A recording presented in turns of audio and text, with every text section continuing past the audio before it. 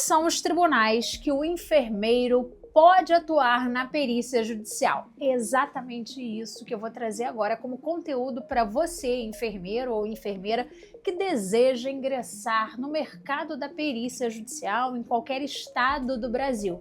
Mas antes de te explicar exatamente esse ponto, eu já queria te pedir para ativar o sininho.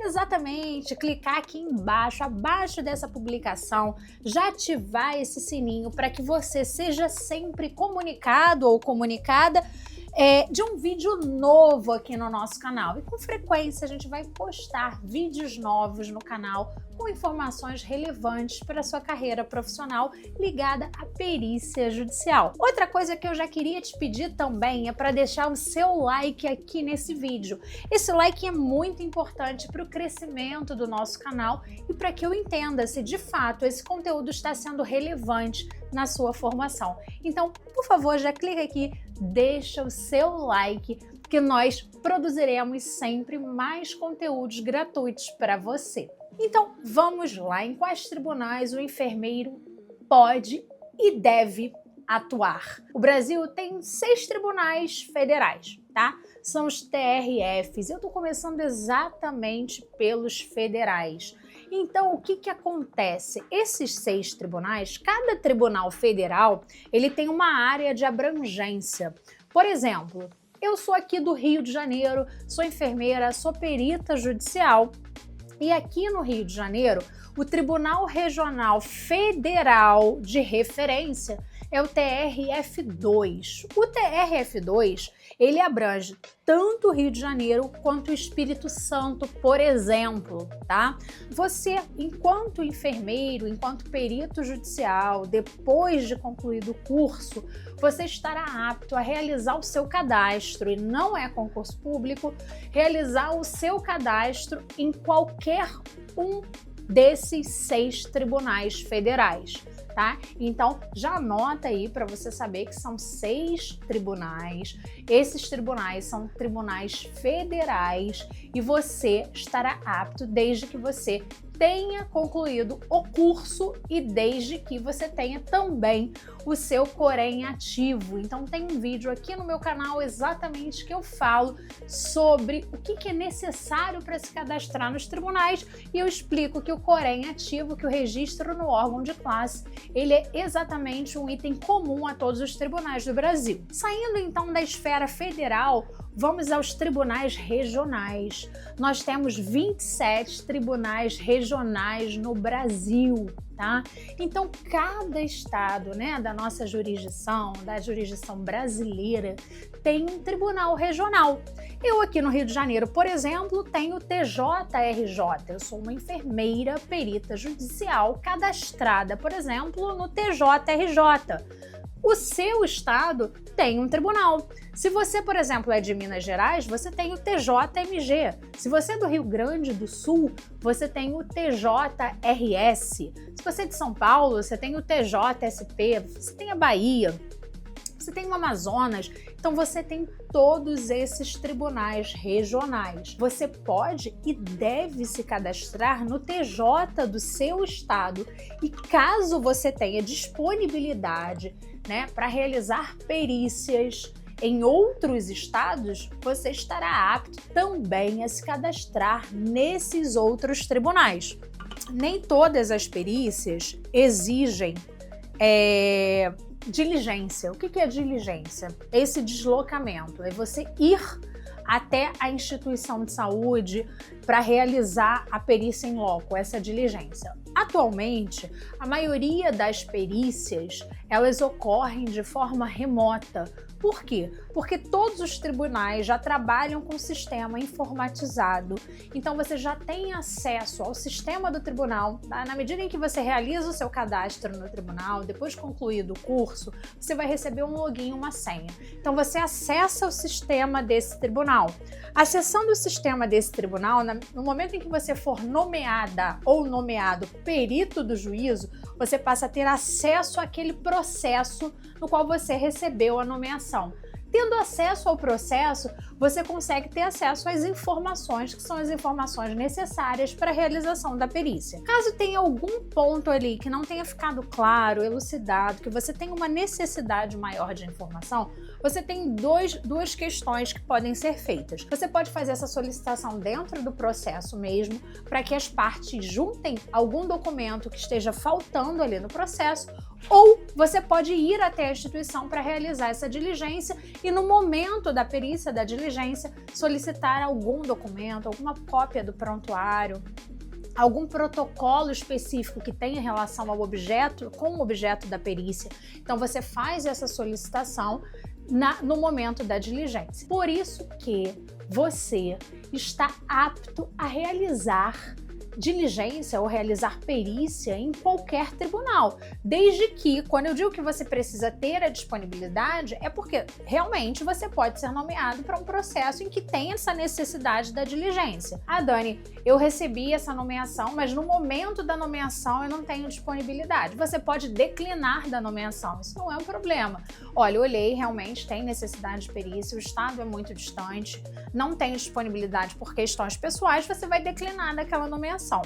A questão, por exemplo, financeira, na maioria das vezes acaba não sendo um problema. Por quê? Porque você vai incluir esses custos do deslocamento para um outro estado na sua proposta de honorários. Então, se você vai, por exemplo, eu sou do Rio de Janeiro, se eu vou fazer uma perícia em Minas Gerais, eu vou justamente incluir o meu deslocamento aéreo, por exemplo, se for Belo Horizonte. Então, eu vou colocar, olha, eu tenho esse custo, na minha proposta de honorários, eu justifico o valor que eu estou justamente cobrando para realizar aquela perícia, que inclui o laudo pericial, que inclui a diligência, que inclui todo o método, todo esse aparato técnico para a realização da perícia, na minha proposta de honorários, tá? Então você repassa esse custo ali justamente para o processo, para quem está solicitando aquela perícia ali dentro do processo, tá? Lembrando que pode ser o próprio autor da ação que sugere ali, que pede uma perícia judicial, pode ser o réu, quem está sofrendo aquele processo,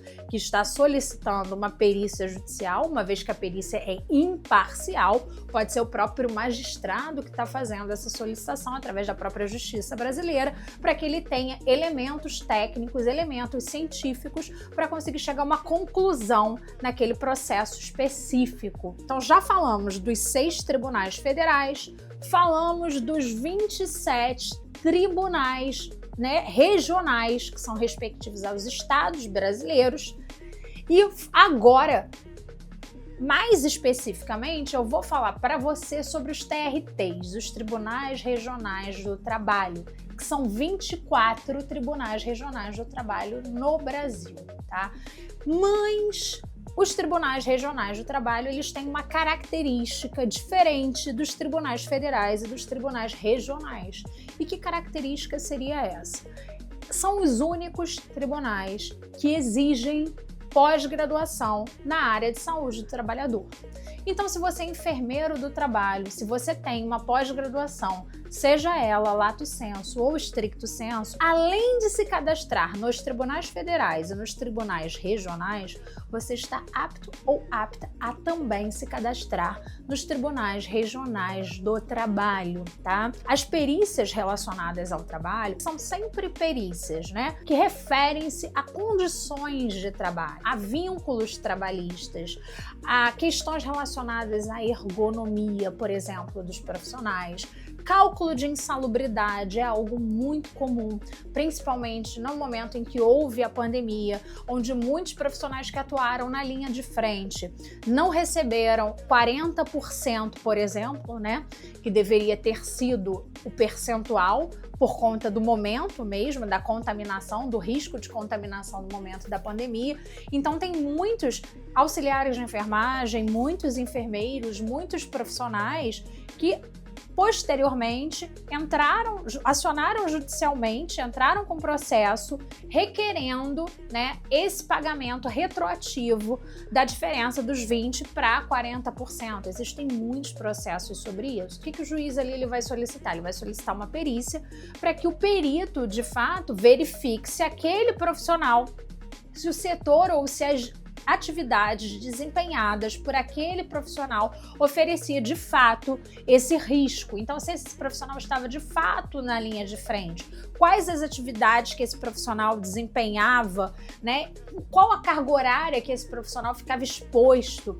Então, por que os tribunais regionais de trabalho, eles são tribunais de exceção nessa questão que eles solicitam, né, uma pós-graduação? Porque o que vai embasar a maioria das perícias na área trabalhista são as normas regulamentadoras. Se você é enfermeiro do trabalho, se você já teve contato na sua formação exatamente com as normas regulamentadoras e se você tem, de fato, título de pós-graduação, seja stricto sensu ou lato sensu, você está apto também a se cadastrar nos tribunais do trabalho. Então, se nós somarmos aqui 6 tribunais federais, 27 tribunais regionais e 24 tribunais do trabalho, nós temos 57 tribunais. E aqui eu estou trazendo para você o mercado de atuação da perícia judicial. Eu nem estou falando para você da perícia extrajudicial, que é um mercado maravilhoso de atuação, que também abre infinitas portas e que não depende de nomeação. Tá? Então, é um mercado que depende de você, exatamente você, prospectar os escritórios de advocacia com processos na área da saúde. Tá? Então, perceba, só no Brasil, se você também é enfermeiro do trabalho, você tem 57 tribunais, né, 57 possibilidades de cadastro. Lembrando que cada tribunal ali possui um número de varas, um quantitativo de varas. E no momento em que você realiza, né, o seu cadastro nesses tribunais, que você se coloca à disposição da justiça brasileira através do seu conhecimento técnico enquanto enfermeiro ou enfermeira, você vai selecionar as varas que você tem interesse em atuar. Então, suponhamos, olha, Dani, eu moro em São Paulo e eu não quero fazer nenhuma perícia, por exemplo, em São José dos Campos. Eu não quero ser deslocada para Campinas. Eu não quero ir para Osasco. Enfim, estou dando alguns exemplos, tá, para vocês, hipotéticos, e aí na sua região. No momento em que você realiza o seu cadastro nos tribunais regionais, você vai sinalizar quais são as suas varas de interesse. Dani, não tem problema nenhum, eu quero atuar para qualquer vara. Eu falo isso até para você porque tem muitos alunos, por exemplo, que eles são servidores públicos. Então, são servidores públicos de um município específico.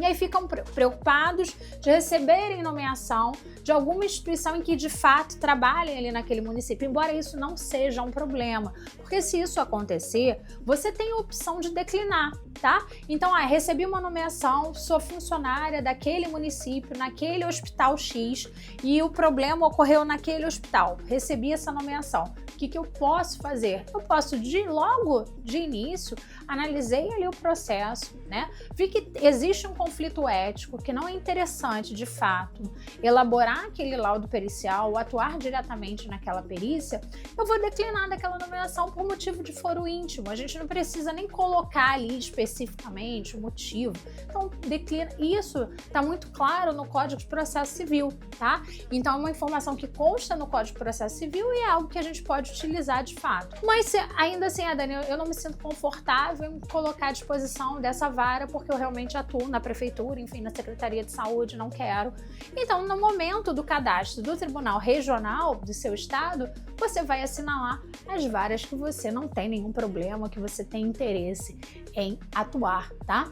Então, são muitas oportunidades, né? Como eu falei, se você contabilizar, se você não é enfermeiro do trabalho, você vai excluir esses 24 tribunais, mas você tem os 27 tribunais regionais no Brasil e você tem os 6 tribunais federais. Então, aí também, só se nós contabilizarmos, nós temos 33 tribunais. Então, tem muito mercado, tem muito campo de atuação. Lembrando que no último ano, o Conselho Nacional de Justiça liberou, né, os dados referentes aos processos relacionados a procedimentos na área da saúde e houve um aumento de 506%. Isso é muito expressivo e isso denota para mim, para você enquanto profissional da área da saúde, enquanto enfermeiro ou enfermeira, que o mercado, né, ele está cada vez mais em ascensão.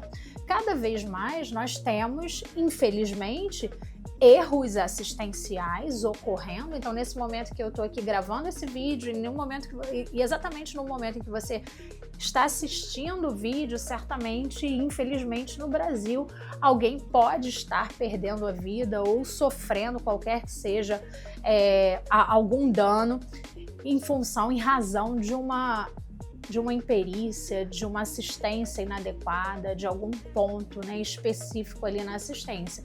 E isso faz com que as pessoas se sintam, obviamente, lesadas e acionem o judiciário brasileiro para que casos sejam solucionados. Muitas vezes ocorre, claro, a perda da vida, não ocorre essa reversão, obviamente, mas os danos minimamente eles precisam ser minimamente reparados. Então as famílias, né, elas entram enquanto autores de diversas ações, colocando, né, como objeto o dano causado, e o juiz, que é justamente um profissional do direito, mas não é um profissional da área da saúde, ou não é um profissional da área de engenharia, porque pode ser, por exemplo, uma perícia relacionada à engenharia, à contabilidade, enfim, qualquer que seja a área, o juiz ele vai nomear o perito relacionado ao objeto daquela perícia para que o perito possa trazer ali uma prova técnica, uma prova imparcial para aquele processo judicial. Bom, então essas são as oportunidades que você tem no Brasil em relação aos tribunais. Espero te encontrar em algum corredor de um desses tribunais, em alguma audiência que seja uma audiência presencial, e para que você seja um perito, uma grande perita judicial auxiliando a justiça brasileira. Ó, não esquece de deixar o seu like aqui nesse vídeo e nós nos encontraremos muito em breve. Tchau, tchau!